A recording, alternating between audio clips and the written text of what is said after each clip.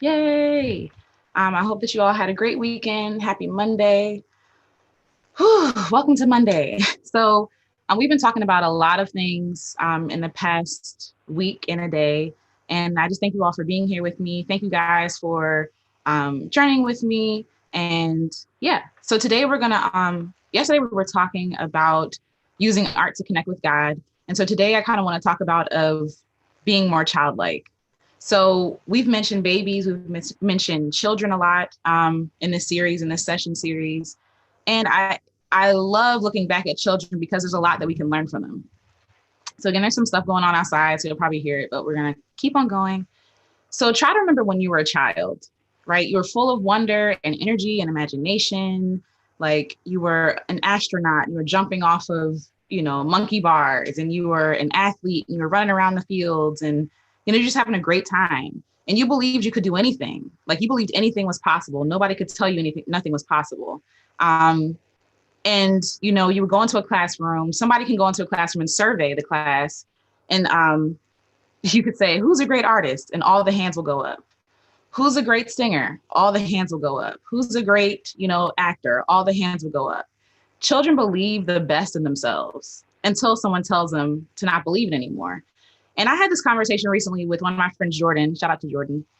We were talking about creating and how many limitations we put on ourselves, that we've learned from growing up, that we learned from adults, that we learned from trauma, and how that can stop us from creating and being our authentic selves. And so I was talking to him about this on the podcast, on the Full Up Project podcast. And, we were saying that we were kids. There was no limit to anything that we could do. There was no restrictions. Like we didn't think it was possible for us not to succeed, right? We would do things full force, full speed ahead. You know what I'm saying? Like we would do things without even asking permission. And these things, we lose them as we start to grow up, like our imaginations ran wild. And when people told us that we couldn't do something, we would ask, why? Why can't I do this? You know what I'm saying? Like, if a child told you they want to be an astronaut, and then the parent told them you can't be an astronaut, and the kid be like, why not? Why can't I be an astronaut?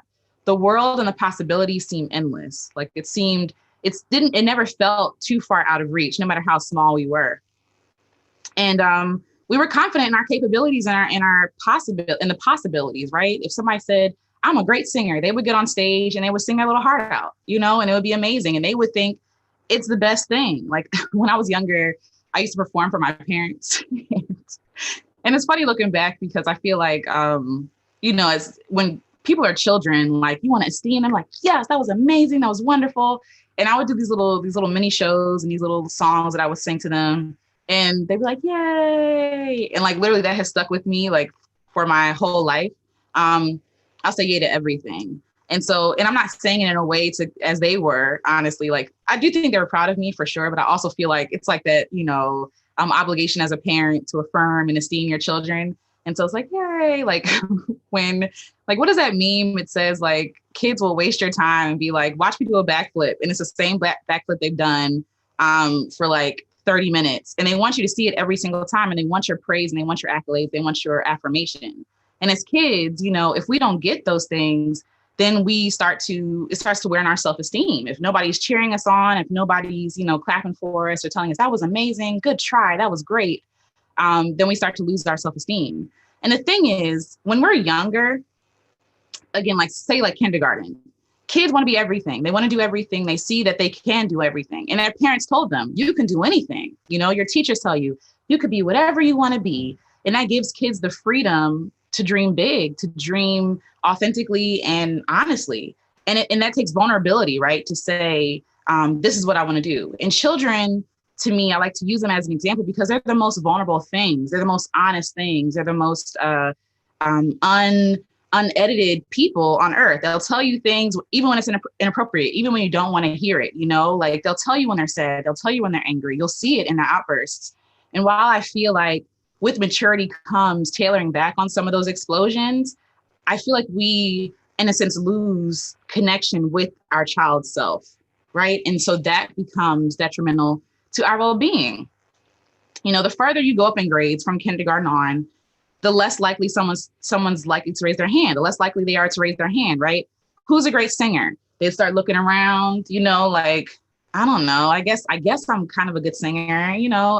I like singing. And that's another thing. When you're kids, like the bar for what is good is so low, right? If you enjoy it, you're automatically good at it. I'm a great artist, and you finger paint and you have a great time with that. Little kids give themselves permission to be amazing at what they do. And so as we start to go through the grades, you see in the classes, like less and less people raise their hand. They start basing their worth and their value on what other people think of them. And I think we honestly do that because we're social creatures, right? We want to know what people are thinking about us. We want to be accepted. And we talked about before, like it's normal.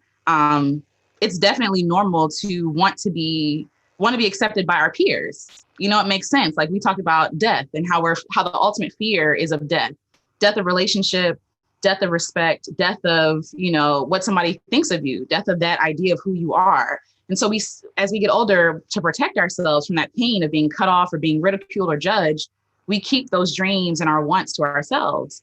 It could be a parent, you showed your parents something and they didn't look, and so that sits with you as a kid. Like you remember that. It's like, oh, maybe I'm not that good at backflips, or, you read a poem in front of class and like your teacher is like, no, that was okay, but you could do better on this, and this. And while her criticism could have been intended to be constructive, you took it as someone saying that you're not good enough, that you're not a good poet, that you should just stop.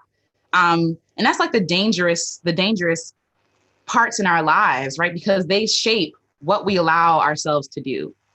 So so we look around the classroom more often. We say, I don't know if I'm a good artist. Actually, I'm not sure. Like my drawings don't look like Joe's. My drawings don't look like, Sammy, whoever's in your class. I don't sing like Jessica. I don't dress like this person. Am I fashionable? Am I pretty? I don't look like this person who, is pretty because these are the features that they say are pretty. Once we're less risk averse the older we get. And so the less likely we are to really label ourselves as artists, as writers, as singers, as actors, because of the expectation that comes with claiming those titles. And that's the thing, like claiming those titles, it takes bravery to be like, I'm an artist. And that's one of the reasons why in my title, it says Alecia Renece, the artist, because Alecia, you are an artist. Like, stop downplaying yourself. Stop not giving yourself permission to be an artist, to do the thing that you like to do. You're an artist because you like to make, period. You don't have to be good at it to label yourself an artist. You don't have to be at someone's level to be labeled as an artist. You don't even have to judge your art based on other people's art, because that's counterproductive anyway, because art is not in my opinion, like art is not, it's not easy to define whether art is good or not. It's like, does it move you? Is it honest? Is it authentic? Then it's good to me. Like that's just how I feel about art. And so there was a time when I was younger and I wanted to be an actor.